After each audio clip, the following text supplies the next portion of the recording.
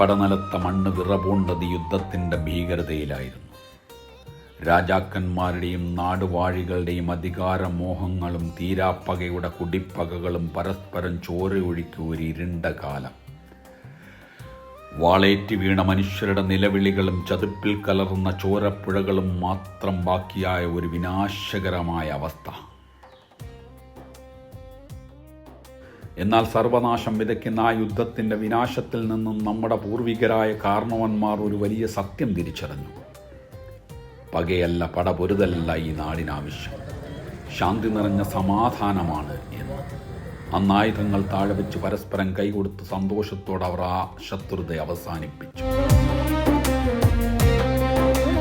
അന്ന് ആ യുദ്ധത്തെയും ആ സമാധാനത്തെയും വരും തലമുറകൾക്കായി അവർ ഒരു പുണ്യമായ ആചാരമാക്കി മാറ്റി.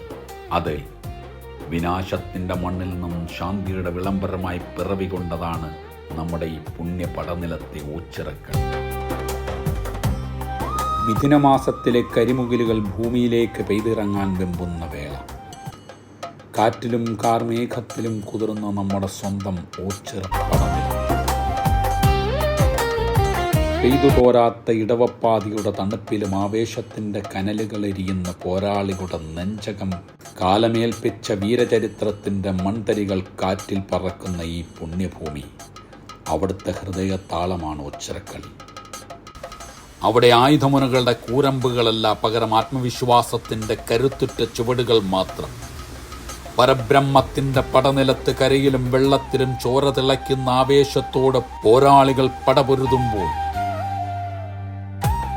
ചരിത്രമുറങ്ങുന്ന അടവുകളുടെ ഹൃദയതാളമായി മാറുന്നതാണ് ഓച്ചിറക്കളി.